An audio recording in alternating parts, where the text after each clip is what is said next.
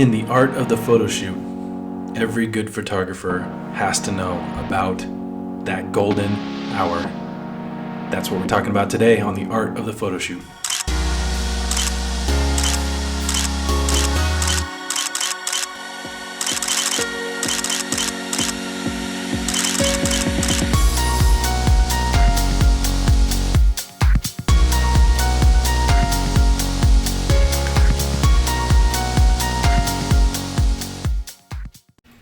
Welcome back, everyone. It's me, Greg, and we are working again with my favorite subject of all time, my wife, Natalie. Today, we're turning the pages back to 2013. We're calling this photo shoot California Girl Off the Trail. Why? Well, because she's from California. This photo shoot is in California, and we were on a trail, and then we got off the trail. See what I did there? Pretty simple.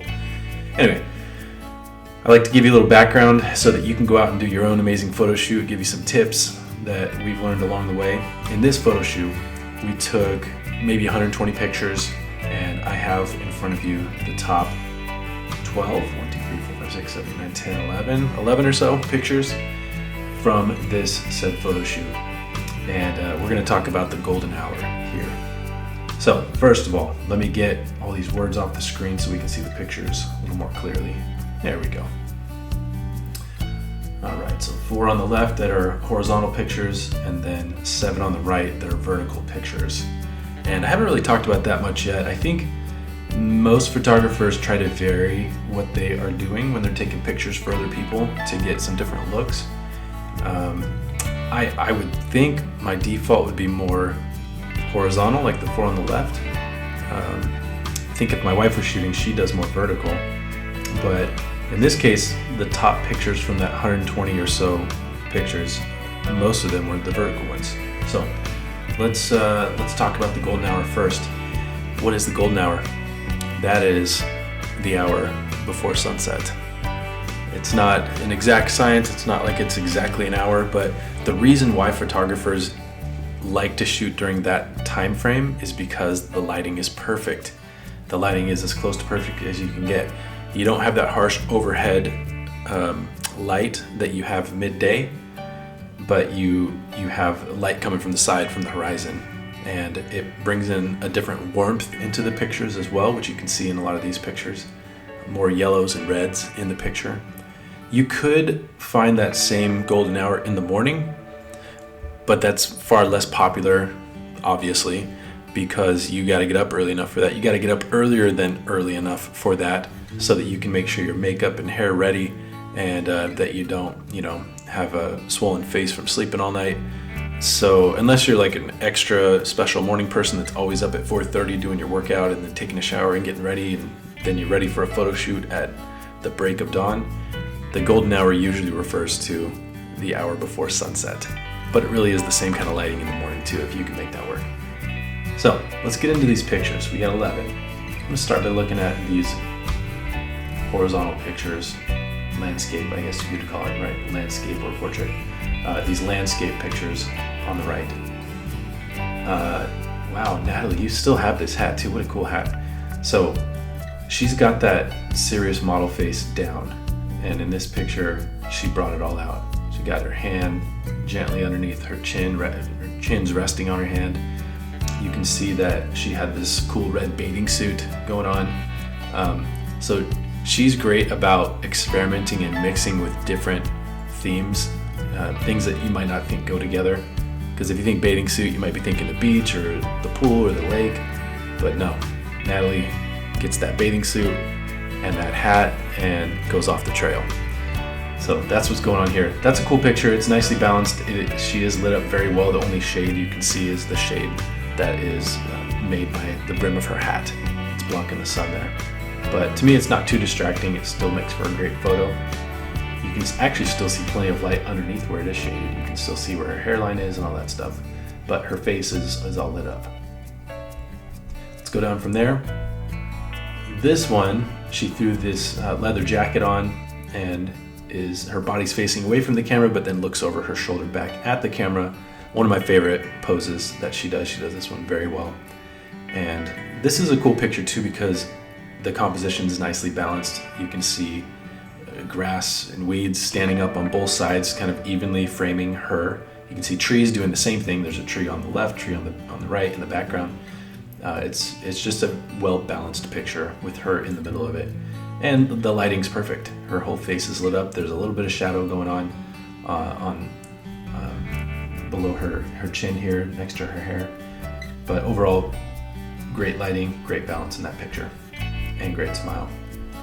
Here we are back to her serious model pose, and you can see that she's still busting out that bathing suit in a place that wouldn't typically be associated with swimming out here in the sticks.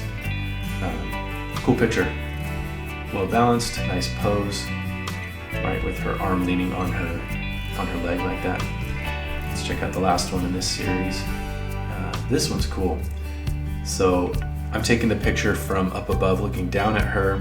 It's a little bit of a diagonal situation going on here because her face is in focus, but then her arm draws you up to the phone, which is more up in the top right of the picture, and then her leg balances it in the bottom left.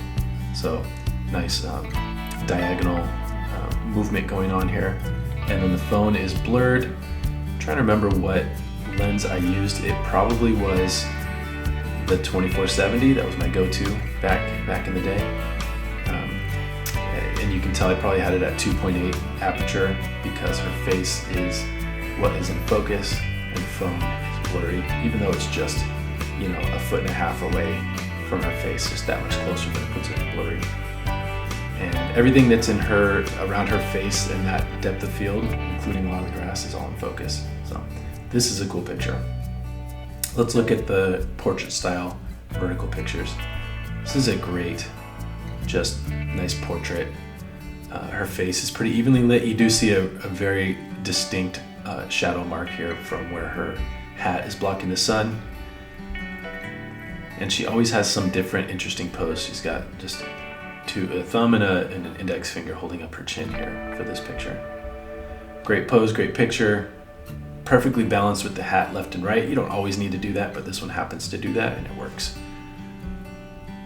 Moving over. So this is when she had that California Love shirt on over the bathing suit. Cool picture as well. Very nice movement with the flow and the bend of her elbow here. One thing I don't like about this is I might have caught her almost blinking, right? Looks like almost her eyelids are coming down there. Just slightly. Might not notice that, but I'm pretty sure she's about to blink there. And then this one also looks pretty cool. She's holding her hair over her shoulders, other arms down at her side. Just a nice model looking pose there. That looks great. Same kind of idea up here, except zoomed in a little bit more, and I cropped her right above her eyebrows. Some people don't love that. I think it looks cool for this picture. And then we had two more. This one she's holding the sides of her jacket, holding it out. Little James Dean, little rebel without a cause going on here.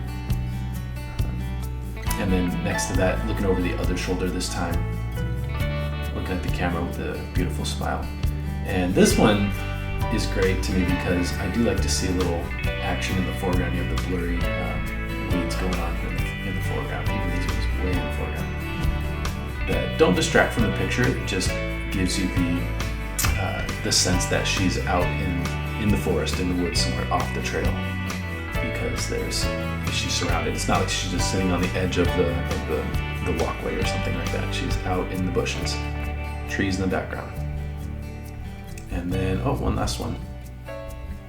Oh, that's a little too intense. Natalie, calm down. Calm down there. Calm down.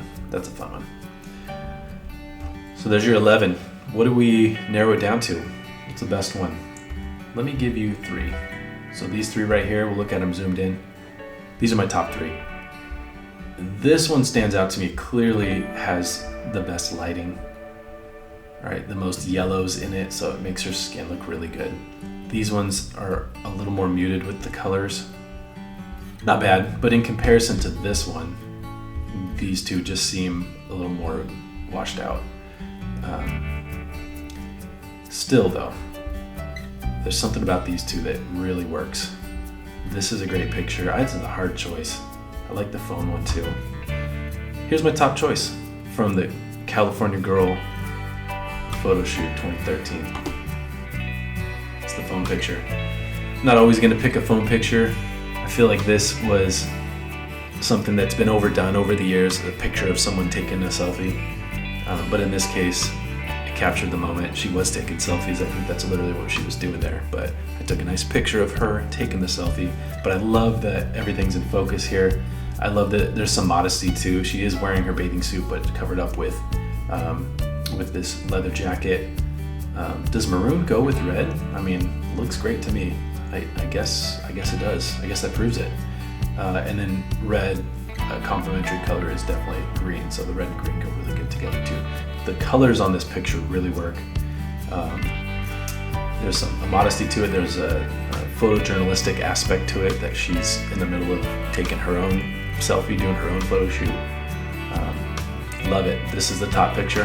And this photo shoot reminds me of a Cole Swindell lyric. Next thing I knew, man, she was up on the stage singing, "Heads Carolina, tails California. Maybe she'd fall for a boy from South Georgia." I'm not from Georgia. I'm from Northern California, but may as well be Georgia because she's from Southern California, and Northern California to her is up in the sticks. So same idea that old Cole Swindell is getting across in that song. That was me and Natalie. She fell for this country boy. And we both like 90s country music. Hopefully you learned something. Go out and do a photo shoot sometime soon. Get that camera out. I'll be back with some more tips and tricks, looking at and analyzing past photo shoots with my favorite subject, Natalie, sometime real soon. Thanks, everyone.